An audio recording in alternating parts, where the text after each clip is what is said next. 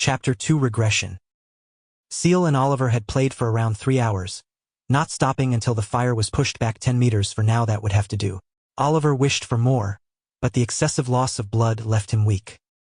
"That's enough. Get some sleep," Ciel said, his voice stern. He understood his friend's desire to push himself further, but there truly was no purpose to it all anymore. That bitter truth they both were too stubborn to swallow. Oliver spared him an indescribable look, one which made Ciel's own waver for a moment. That moment hung in the air, before Oliver broke it off finally by shifting his sight downwards. There he saw his mangled leg, and just above his waist was a deep gouge, still spilling blood. Noticing the somber expression of his friend, Ciel felt crushed by the weight of his guilt and muttered out, I'm sorry." Oliver was taken back to his senses by those words of sorrowful regret. He then forced a smile, one gentle and filled with acceptance. "It's not your fault. We should have known that Mystic Tech lacked the ability to counter the authority and will of the Fallen. Now we do, lesson learned." His hand covered the ugly wound as he spoke, the dry blood on his hand suddenly reinforced by fresh ones. Ciel clenched his fists. "It is my fault. I should have sensed it approaching. And even if I couldn't have then, at least I should have been able to save more people. They all placed everything on me, and I failed them." Saying it out loud tasted bitter, the worst kind he had ever felt. He remembered that not too long ago, when he ascended to a stage 4 Esper, he felt unstoppable, and yet where was all that supposed power when helpless hands reached out? Even the single soul he managed to save was destined to die, the wound he suffered drenched with the animosity of a being far beyond what Ciel was. He could not heal him. Oliver did not answer for a long time. Then eventually he reached out and touched Ciel's shoulder. "You did all that you could. Perhaps someone else might have done more, perhaps not. Regardless of the what-ifs, I can still say you protected me well, allowing me just a few more months within this wonderful world. I'm certain the others would agree with me as well. Thank you, Ciel, for everything. I mean it." "Wonderful, huh?" Oliver's grip tightened. "Listen, I might not even make it before the food runs out. I don't want you to die losing control. I want you to die with your sanity, as a human like me. So, if you see that I'm about to go, please join me." Ciel's eyes widened slightly, surprised by the request of his friend. "Take myself out, huh? That is an option, although in my case I will have to do it twice. Is that an outcome I can accept?" He knew it was not a choice, it was an inevitability. Humanity had lost 2 years ago, and now the few stubborn cockroaches which escaped that fate would be reunited with them. It was an outcome so inevitable that it almost seemed as the world itself willed it. Seeing the wavering eyes of Oliver, Ciel did not have it in him to dispute. He simply nodded. "Okay."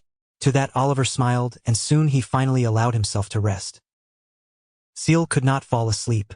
It was already the depths of the night, the moon hanging high above him far beyond his reach. It was a dazzling white pearl which adorned the black sky. He stared aimlessly at it, his thoughts a chaotic storm. So much had occurred in his life, yet he never could have imagined it would end this way.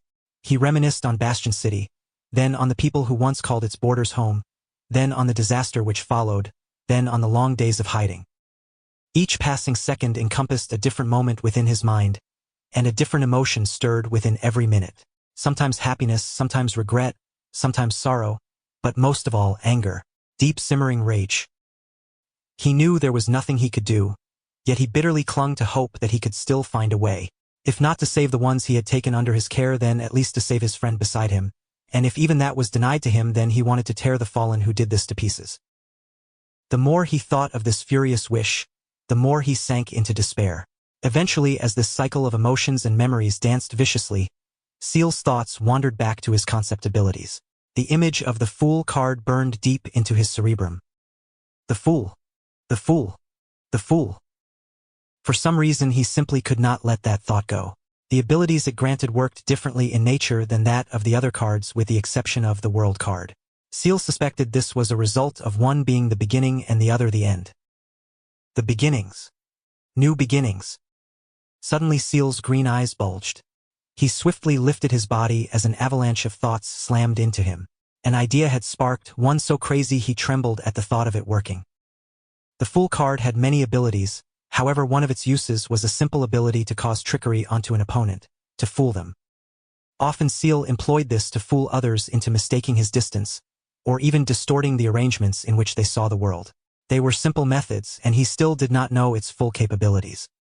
That was only natural. Ciel had only had this power for a little over 2 months.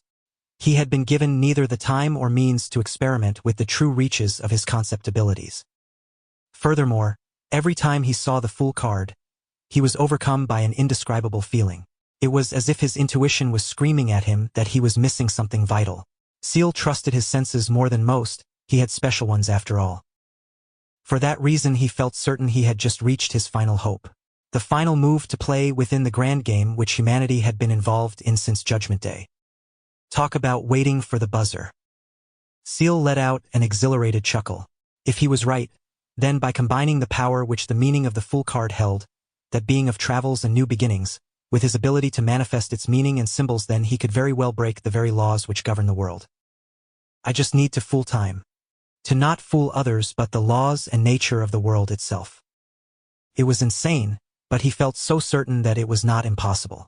Perhaps that was just the hope of a desperate dying fool, or perhaps it was a sign from his intuition. Whatever the case, Ciel did not care. This would either work or he would die. Still, I need to discuss this with Oliver and get some ideas. I might very well only get one try, so I need to get it right. Shifting over and shaking Oliver's shoulder, Ciel called for his friend, his excitement barely suppressed. Oliver, wake up. I think I just found our salvation. Oliver. He shook his shoulders for a few more seconds before finally Oliver moved. His eyes opened slightly, his tired expression exposed by the bright red glow which bathed his face. It took only one exchange of sights for Ciel's heart to sink. Oh no. Oliver had reached his limit far quicker than either of them had thought it seemed. Oliver, wait, not yet. I can save us now. Please hold on just a day more, if not then an hour, hell even just a minute will do. Please let me save you. Hearing Ciel's pained voice, Oliver's lips weakly turned into a smile. I'm sorry. He said in a voice so low it was drowned out by the crackle of the burning fire all around them. Then his tired eyes succumbed to the weight of his fatigue. They closed, never to open again. Ciel's eyes moistened, his heart assaulted by an indescribable feeling of loss. Not just because of his friend's passing but that of all of humanity. Then not a moment later his soul sparked to life, like an engine being suddenly ignited as his spirituality began to leak outwards uncontrollably. His spirituality was thick and now beyond his capability to control. Or at least it would be soon enough. Damn it all, let me grieve at least. Cursing the world itself, Ciel had no more time to hesitate. With Oliver gone, then he would lose his concept accommodation shortly after, perhaps a minute after, perhaps just seconds, whatever the speed. He was certain that should he fail to act now, then within no more than 90 seconds he will be dead.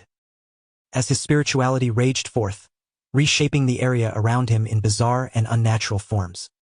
As it reshaped his body into different forms, stretching his limbs, changing the length of his hair, changing his nails into claws, his skin into carbon, his blood into a boiling sea, Ciel grasped the black deck of the Arcana cards and reached inwardly. There he grasped the almost faded connection between his soul and his concept accommodation. Feeling it slipping away, he did not hesitate and willed the activation of the Fool ability. He poured whatever spirituality which still obeyed his will into it and let out a stifled pained scream as his body morphed painfully. This agony lasted for a second, then 2, then 3, and finally by the 4th it occurred.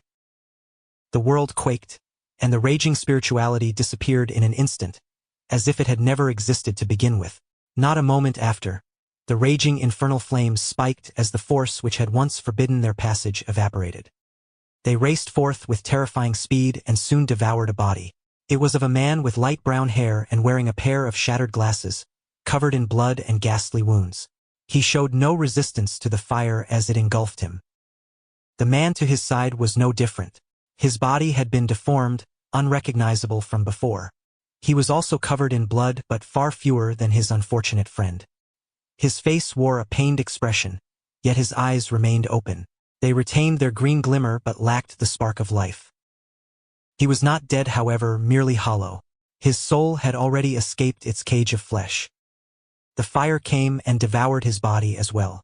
Just a second after its restraint had been lifted, it had consumed the world absolutely yet again. It crackled and danced, somehow more viciously than before, as if certain that nothing would ever challenge its authority again.